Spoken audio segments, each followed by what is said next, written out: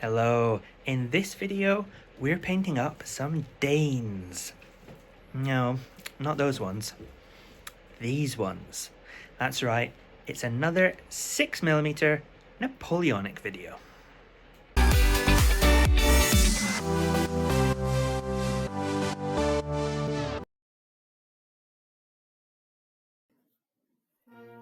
So in today's video we're painting the Danes.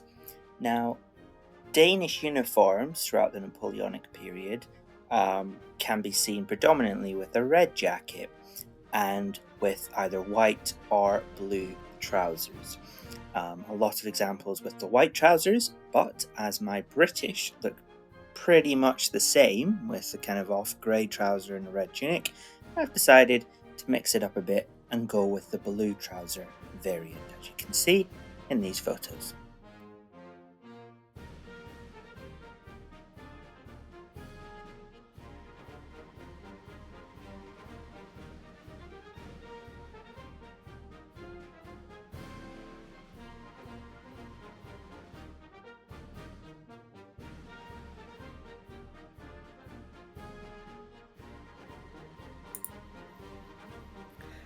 At the outbreak of the Napoleonic Wars, Denmark was actually a state of Denmark-Norway, which itself was a legacy of the previous Kalmar Union between Sweden, Denmark and Norway, which had existed before Sweden seceded in 1523.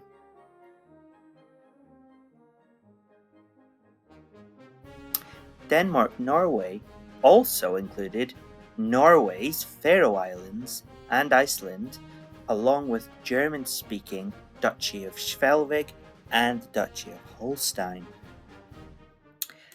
At this time in history, Britain and France had been in a back-and-forth conflict due to the American Wars of Independence and the subsequent Anglo-French Wars, which had seen Britain dominating seafaring trade routes and stopping and harassing neutral merchant ships. As a result, the Armed Neutrality Treaty was created to arm neutral merchant ships of neutral nations to deter the Royal Navy's actions. Denmark-Norway signed this Armed Neutrality Treaty in 1794.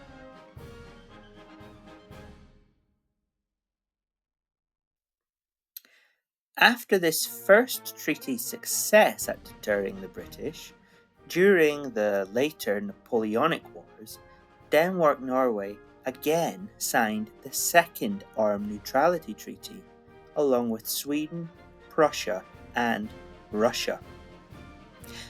This, however, did not end so well.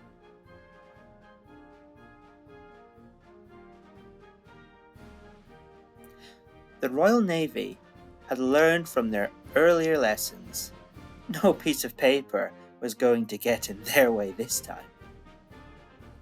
So the Royal Navy sailed across the Channel and proceeded to blast the living hell out of the Danish Navy anchored in Copenhagen. This forced the Danes to leave the treaty in 1801.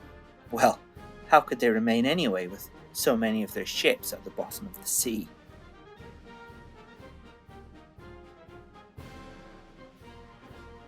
So the Danes licked their wounds and kept out of the ongoing war for a few more years, well, as long as they could, until 1807, when, you guessed it, the British came back for more. The British at this time were very much like an annoying wasp at a picnic that just won't leave you alone and keeps coming back.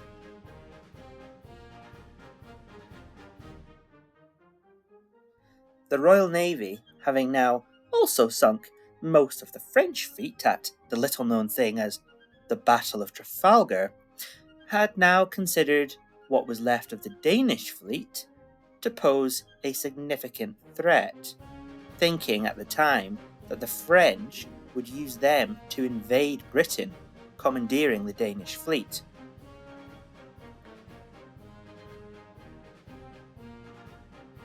So, rather than talk with the Danes about this potential problem that they had, they did what the Royal Navy do best.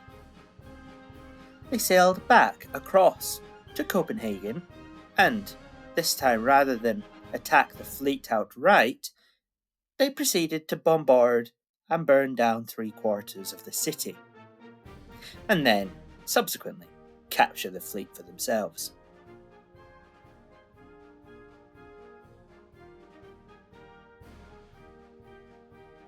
Most of the Danish army at this time was in the south of the country, protecting its border at the continent, so it was down to a mere 5,000 men to defend against 3 entire British infantry divisions and a cavalry brigade which had landed at Copenhagen. The capital was then subsequently surrounded by none other than Wellesley, later the Duke of Wellington, and eventually surrendered after the subsequent bombardment of the city, which led to the deaths of many civilians. Not that the British cared too much.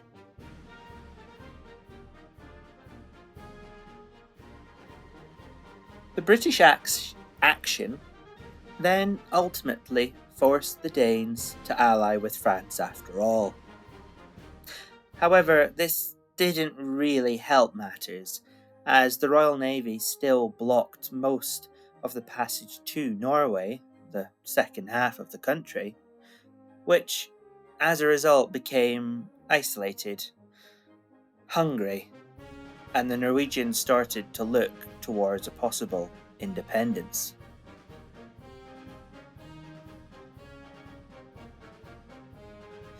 Things then went even worse for Denmark, as their ex-partner across the Kattegat Bay, Sweden, decided to then ally with the British, and subsequently saw an opportunity to get back at their previous countrymen by invading and trying to take Norway, which, like 2 divorcees fighting over who gets to keep the cat, didn't end well.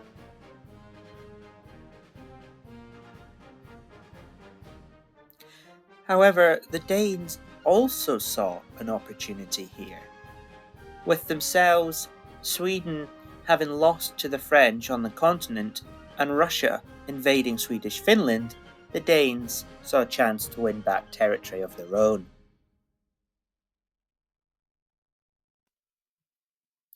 However, Norwegian forces were predominantly stuck up in Norway, focused on defending their vast coastline from a possible British Navy landing or bombardment.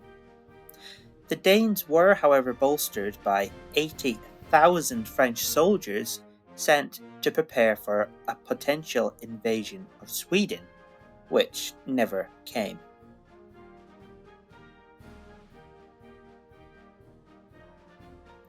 Incidentally, the Marshal Bernadotte leading this French force would go on to become Crown Prince of Sweden and later declare against France. Yeah, confusing times.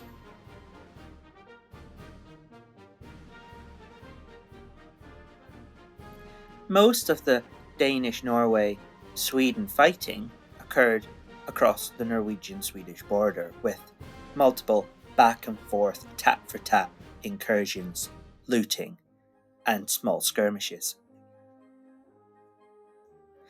Eventually, in 1814, towards the end of the Napoleonic Wars, the Treaty of Kiel ended the Swedish-British versus Denmark-Norway conflict, with Sweden seceding Pomerania to the Danes, but gaining Norway.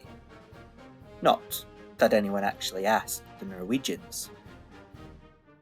Think of Norway as the youngest child on a trampoline, being bounced around with absolutely no control whilst 2 older siblings on either side chuckle.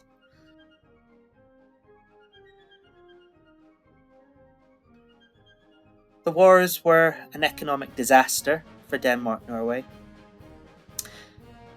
Denmark was never the same European power again, and subsequently went on in the years that followed to fight against Prussia and the Germans for the Schleswig area, which it had lost at the end of the Napoleonic Wars.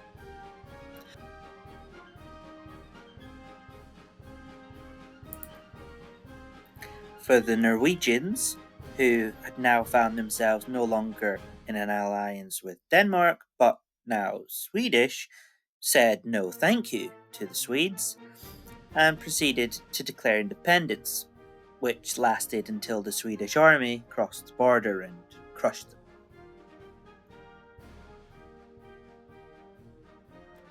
However, independence would at last come for the Norwegians in the early 1900s.